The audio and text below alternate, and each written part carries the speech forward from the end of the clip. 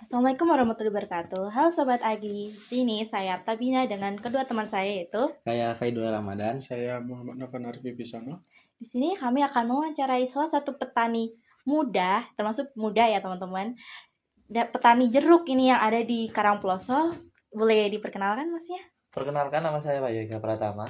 Saya bertepatan di Desa Supiturang, Kecamatan Karangploso, Malang. Boleh disebutin usianya? Saya masih berusia 19 tahun.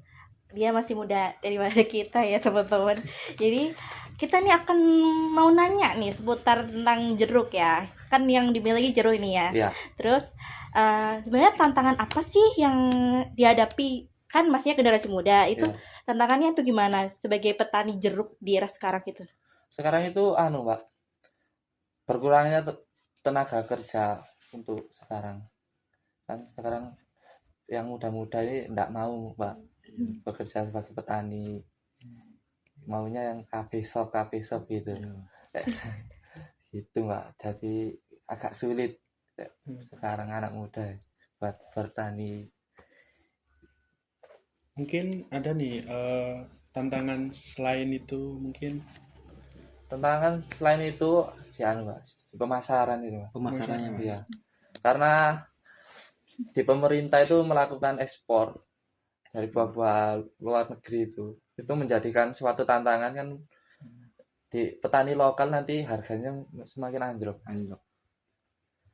Dan ya gitulah, Perang harga berarti ya. ya perang harga sama Luar dunia negeri ya. Iya. Sama luar negeri. Terus kan sekarang iklimnya tuh lagi panas, dingin, terus hujan terus nih. Terus untuk hamanya tuh kayak di musim sekarang tuh apa? Terus berpengaruh juga nggak ke jeruk? Ya ke buahnya tersebut. Sangat berpengaruh, Mas. Karena gimana ya, untuk musim kayak gini nih, awal musim ya, awal musim dari kemarau ke hujan, itu menjadikan hama itu semakin banyak, Mas. Contohnya itu seperti lalat buah, lalu ada lagi nih kayak jamur itu yang menyerang buah. Nanti buahnya busuk, tiba-tiba busuk gitu. Terus kan pasti di pertanian tuh ada teknologi, namanya teknologi. Terus kayak sejauh mana sih teknologi tuh diterapkan di kebunnya Mas tuh? Terus gimana respon Mas terhadap teknologi itu?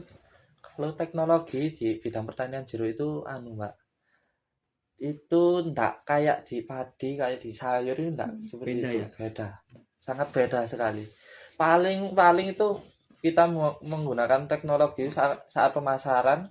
Kalau gitu teknologi yang sekarang itu manual, Mas. Seperti mesin hand tractor itu. Hand tractor itu ya. Iya, sama buat membabat Yang rumput itu, ya. babat rumput itu paling ya itu alat penyemprot. Nah, itu saja. Terus responnya tuh kayak lebih mudah atau Atau gimana? lebih susah gitu. Kalau sekarang, untuk sekarang ini lebih mudah. Lebih mudah kali Iya, ya teknologi kayak dari gitu, Mas. zaman dulu. Tapi itu berpengaruh ke karyawannya nggak? Kayak kan biasanya ada teknologi nih, jadi karyawannya berkurang atau gimana gitu? Enggak, Tetap sama. tetap sama kalau karyawan. Karena gimana lagi, Pak? Nanti kan ada alatnya, kalau enggak ada yang mengoperasikannya kan enggak berjalan gitu. Karena membagi, Mas. Mungkin Beda kayak drone kan kalau drone kan simple banget Iya. itu. simple. Iya. Kalau drone kan enggak bisa, Mas. Buat pertanian jeruk. Buat Paling padi ya iya. itu. Padi biasanya kalau drone.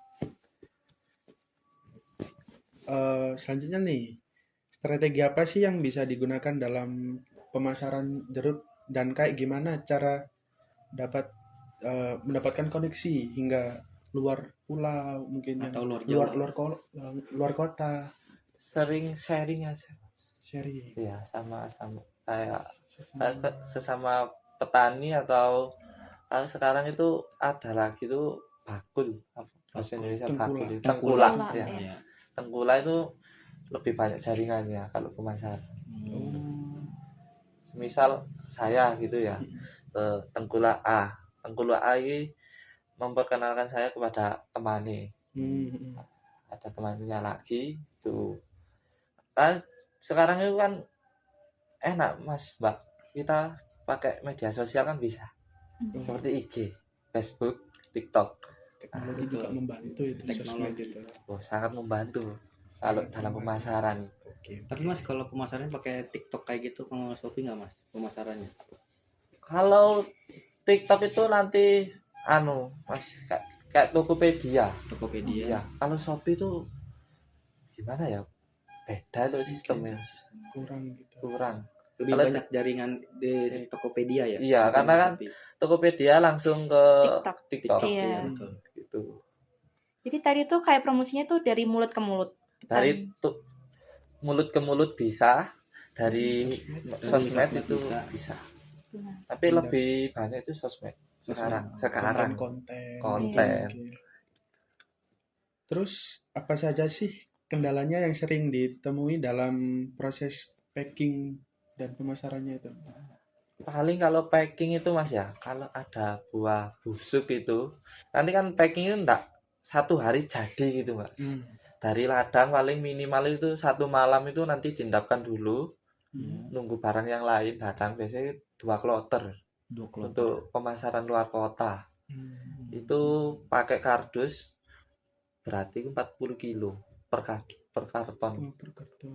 Itu nanti kalau di dalam karton itu ada yang busuk satu aja, itu buak semua. Udah gagal berarti. Ya, gagal. Satu kotak itu gagal. Oh. Gitu Mas. Itu rugi berarti Mas ya? kalau Rugi Mas. Waduh, itu ruginya gitu. Tapi keseringan Mas kalau kayak gitu Mas, kalau Oh. setiap dikirim ada yang busuk gitu Mas. sering Mas. Sering. Paling dalam satu pengiriman itu nanti ada 5 sampai 10 kotak yang buang. Iya. Biasanya kalau luar pulau.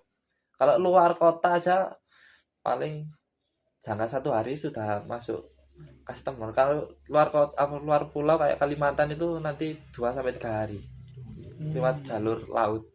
Gitu. itu kalau boleh tahu satu kotaknya berapa kilo? 40 kilo. 40 kilo. Wah, ruginya banyak ya. Betul. Lumayan Pak. Kalau sekarang harga jeruk yang super itu 15 kilo kalikan 40 berapa itu Yes. satu kotak ya? Belum dikali 5 sampai 10 kotak gitu. Lumayan. Kalau musim gini malah resikonya tambah Tinggi. tinggi kalau buat pengiriman luar pulau. Kalau luar kota Tambah masih lama aman. ya Mas ya kalau musim kayak gini. Iya Mas, sama kan kadang-kadang sekarang kan banyak hama ya. Iya. Nah itu tadi karena iklimnya ya berubah-ubah Susah. masih Pikirnya susah. karena jeruk ini enggak kayak sayur. Kalau sayur kan masih nanti dikemas bersih gitu kayak gubis nanti kan masih tahan seminggu lebih. Tapi kalau jeruk tahannya berapa lama? Kalau bagus jeruk kualitasnya bagus super itu nanti 10 hari masih 10 hari. bertahan nanti. Mungkin ada cara buat ini bertahanin biar tahan lama. Iya gitu. Nah, lu nggak bisa Mas. Nggak bisa. Nggak bisa. Oh, beda sama sayur. Iya. Kayak Karena Gubis gimana kan ya? ada kayak Buah itu, Mas. kapur. Bukan Paling kapur. Apa sih bubuk putih loh Mas? dolomit itu kayak semen Oh ya kayak dolomit. semen. Iya. Nah itu buat gubis nanti kan cairannya keserap iya. itu. Biar awet. Iya.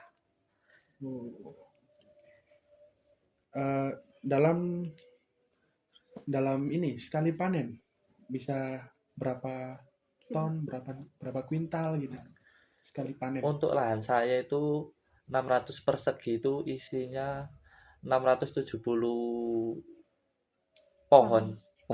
Ya, itu Iya. kemarin itu 45 sampai 50 ton sekali panen, sekali musim ya.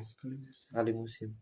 Kan jeruk kan satu musim satu tahun kan satu musim kok. Biasanya. Kalau di sawah itu 2 sampai 2. Oh, Bisa 2 kali. dibikin 2 kali panen. Iya, bisa. Kalau kan airnya terus lah. Iya, terus. Kalau di pegunungan gini agak sulit airnya. Iya. Kan nanti kan musim kemarau kan kering. Layu. Nanti kena hujan berbunga lagi kan itu yang lama itu. Kalau sawah nanti terus.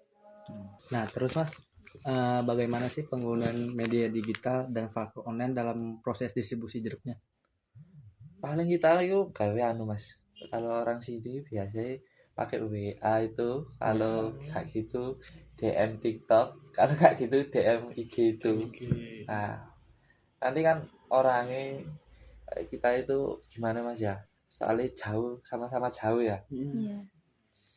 Pada percaya ya Mas. Mm-mm. Sama-sama percaya gitu Iya. ya. Menjaga Ya, kepercayaan. menjaga Itu kepercayaan. lebih penting itu. Iya. Nanti gini Mas, kalau distribusinya itu nanti gini. Orangnya transfer dulu uangnya, baru kita kirim barang. Kirim. Kalau kayak gitu kita kirim barangnya separuh, orangnya transfer uang, baru kita kirim sisanya gitu. Berarti biar nggak ada kayak pengembalian barang kayak biasanya Iya. online Kalau- shop gitu ya. Kalau pengembalian barang pasti ada Mbak. Oh, Karena ada. buah ya. Oh, banyak. Iya, kan ada yang busuk, nanti kan mesti minta yang baru. Oh. Kan saling menjaga kepercayaan tadi loh Pak. Betul. Mas. Nah, kalau itu tadi anu Mbak, untuk pengembalian barang nanti cukup bukti foto biasanya. Pengirimannya gitu. Iya, Foto bukti, produknya iya, gitu. produknya yang rusak itu seberapa kilo, nanti Kembaliin ke nanti dikirim lagi. Biasanya gitu. Itu ngaruh nggak kayak katanya kemarin tadi kan kirim dulu setengah nih, Iya. baru transfer, terus kirim lagi. Itu nggak boros biaya transportasi apa enggak? Kalau ongkir sama. Oh, Gitu, berarti ongkirnya sama. 2 kali. Iya. Oh. Kan nanti beda kendaraannya beda, Mas. Mm-mm. Kalau kecuali ke luar pulau, Mas, harus satu Oh, satu harus kali sekali, pengiriman. Gitu. Kalau keluar kota kan masih aman lah. Menggunakan apa? Mobil sendiri Mm-mm. biasanya. Punya pengepul. Oh. Kalau kayak gitu punya petani langsung Petani. gitu. Tapi kalau di luar kota tuh biasanya kirim di mana aja, Mas? Untuk keluar kota Bandung, Mas. Jakarta, Nah, Bandung. Jakarta, Bandung. Iya, pasar apa namanya ini? Biasanya pasar buah terbesar di Di Bandung apa Bandung. Jakarta, Mas? Jakarta. Apa tuh namanya? Duh, lupa. Banyak, Mas. Di Jakarta Barat ada, Mas. Jakarta Selatan ada, Mas. Di Lupa Jakarta itu gua berarti namanya. ya? Iya. Ya, Jakarta banyak. Kalau Bandung itu di wisata Ciwidey. ya. Ciwidey-nya, Mas. Iya, ada. Oh, Tuh, nanti tuh Di- naik pesawat, Mas. pesawat. Nah, iya, Hmm. naik pesawat. biasanya tuh orang tuh pesan berapa kilo sih kalau yang dari luar Jawa gitu Luar Jawa itu minimal itu 5 ton, Pak. 5 Oh, ton. ya. Iya. Harus ada minimalnya. Oh, ada Minimal. Oh. Kalau di saya minimal itu. 5 ton. Tapi ya kadang-kadang kalau butuh ya 2 ton langsung kirim ke bandara. Oh, gitu. Kalau 5 ton via laut. Oh, kapal. Iya. Kapal. Via laut. Itu 5 ton tuh satu orang atau emang Enggak, nanti pengepul ya, Pak. yang oh cari. iya Kayak pengepul. kita kan pengepul. Iya. Nanti ngumpulin yang itu. Jadi kayak pengumpul ini berapa ton gitu. Gitu. Kalau petani sendiri nggak mampu, Mbak. Karena ongkirnya banyak ya. Iya. Segitu. Buat ke luar pulau. Luar pulau. Mobilnya itu Modalnya banyak sekali. banyak. Kalau keluar kota kan masih bisa pakai mobil transport sendiri. Betul. Kalau nggak jauh. Kalau Bandung pesawat, Jakarta pesawat. Paling Bandung itu 2 ton kan nih. Paling Udah. banyak. 2 ton tapi 1 minggu 1 kali sampai 2 kali biasanya. Kalau Kalimantan 2 minggu sekali. Yang paling sering berarti ini Bandung, Jakarta, sama Kalimantan. Iya, Apa ada kayak luar entah kota mana ada gitu? Tulungagung itu pasar ngemplak. Hmm. Kalau ya itu. Tapi biasanya kalau jeruk itu ke daerah yang panas-panas ya, Mas. Oh, Yang banyak permintaan. Sidoarjo banyak itu. Surabaya, wah, banyak. Tapi sering ngirim di situ ke situ, Mas. Kalau Sidoarjo jarang, Mas. Nunggu permintaan dulu. Kalau paling 1 bulan itu ping 2, enggak, ping 1 gitu. berarti nunggu kabar dari Iya. pengepulnya gitu. Ya nunggu habisnya barang, Mas. Hmm. Kalau kayak gitu kan yang ngirim kan bukan cuma 1 orang. Hmm. Ada yang dari pengepul sini, ya gitu. Gantian, Mas, gantian. Sama-sama cari uang ya. Nah, terus Mas, kenapa awalnya memilih komoditas jeruk daripada yang lain, Mas? Karena modal itu nggak banyak, Mas. Kalau tahu modalnya berapa, Mas, kalau jeruk, Mas? Jeruk paling 1 musim paling 40-30 juta. Buat luasan lahan 1 hektar. Nanti per apa ya, semprotan nyemprot Apa itu? pestisida. ya pestisida kayak racun-racun itu Iya. nanti paling satu bulan itu 1 kali sampai 2 kali. Oh, Kalau mendekati musim panen itu 10 hari sekali. 10 hari sekali. Iya. Nanti satu penyemprotan itu paling ngasih biaya paling 1 juta kan, Mas. Sekali nyemprot itu Iya. doang. Sekali menyemprot 1 juta nih up. berarti 30 sampai 40 juta tadi ya? Iya. Itu dari awal panen sampai awal ini apa namanya? Bibit. Bibit. Bukan, kayak awal musim sampai panen gitu. Enggak. Itu buah sudah umur 2 sampai 4 bulan. Oh, Kalau masih belum itu nanti ada biaya lagi untuk pemupukan Iya. kayak pupuk kandang, kayak pupuk kimia itu kayak urea, NPK itu Iya. itu sendiri. Iya. Kalau boleh tahu jenis jeruknya apa? Terus kayak bibitnya biasanya kan ngambil. Iya. Itu ngambil di mana? Kalau bibit jeruk itu yang saya budidayakan itu keprok batu 55 sama sim madu Pontianak itu. Itu bibitnya ngambil di Punten, Pak. Batu. Desa Punten. Itu pun harus milih, Pak. Kalau bibit itu karena sekali tanam ya buat berapa tahun itu? 30 sampai bisa 20 tahun apa ya? berarti lama Iya, berarti. lama. Jangka panjang. Jangka panjang. Kayak padi ya. Iya. Padi langsung. Wah, padi 3 bulan sekali kalau Iya, kebun. harus itu. Kalau kebun. Kalau nggak kebun paling 5 bulan sekali. Itu Panen. satu bibitnya berapa harganya? Macam-macam, Pak. Ada yang segini di ukuran 30 cm Iya. dari Akar. enggak dari stek. Oh, dari Stek stek, ya, ya. Segini lah. Itu sekitaran 16.000 sampai 15.000. 15.000 sampai 16.000. 16.000. Nah, kalau yang besar itu 20 sampai 25. Oh, Ada lagi yang besar sampai 30 sampai 50-an ke atas. Macam-macam, Mas. kalau masnya biasanya ambil yang berapa ini? Yang ukuran berapa? Oh, yang kecil aja, Mas. Yang Yang kecil. kecil. Iya, nanti besarkan sendiri. Oh. Itu semua jenis. Semua jenis. Berarti sama ya harganya kalau semua jenis? Kalau yang beda itu Pak. Kayak jeruk itu yang beda harganya itu cuma di apa ya, santan itu, Pak. Oh, Lebih santan. mahal. Santan. Santan Jeruk kalau santan, aman kecil-kecil. tahu kecil-kecil Oh, iya. yang Iya, dibungkus jaring yang Iya. buat Cina itu apa? Anu ini Hindu. Cina itu. Kok Hindu? Bukan. Bisa di Bali kan ini, Mas. Ah, itu beda lagi. Oh, Itu gitu. Bali kok paling jeruk pro 55. Oh, gitu. Biasanya. Oh. Pasti apa kelenteng-kelenteng kan ada kan Iya. jeruk kecil-kecil oren-oren itu ya itu santan. Santan. Itu pun lakunya itu cuma di supermarket. Kalau di pasar itu jarang minat. Iya, jangan. Jarang. Karena mahal.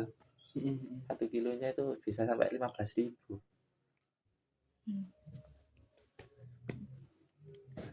Nah, terus Mas, apa harapan untuk bisnis Anda ke depannya, Mas? Kalau bisnis terus maju, Mas. Untuk maju. Iya. Karena pertanian ini sebagai swasembada pangan kata Pak Iya. Prabowo itu sebagai penopang. Mas. Kalau nggak ada petani gimana makan? Dari mana jeruk? Ya, gitu, Mas. Kan kita semua butuh makan. Kalau nggak ada petani, siapa yang mau nanami? Gitu. Sekarang gitu, Mas. Kalau kedepannya tuh bakal tetap mau dipanen jeruk atau mau pindah ke lain? Pindah lagi gitu. Kalau jeruk ini sementara jeruk dulu, Mas. Sementara jeruk. Iya. Berarti masih belum ada Ya, pandangan nanti- buat pindah gitu. Iya, nanti lihat dulu Ke depannya. ke depanannya. Kalau sayur harganya naik nanti ya sayur gitu. Kan kita petani kan punya 2 lahan. Oh iya. Yang satu buat sayur, yang satu buat jeruk. Kalau punya 1 lahan tok nanti Itu mulu. panennya Cuman enggak ngandelin setiap itu aja. bulan. Iya, betul. Kalau sayur kan bisa setiap bulan gitu. Kayak makanan sehari-hari. Tuh. Untuk mengebulnya kompor tapi dari mana kalau enggak ada pembelajaran lagi. Ya, udah selesai nih pembicaraan kita kali ini tentang seputar jeruk dan seputar bisnisnya Mas. Siapa Mas? Mas Ega. Ega. Mas Ega ya. Itu. Jadi sekian dari kita nih. Terima kasih. Assalamualaikum warahmatullahi wabarakatuh. Wah.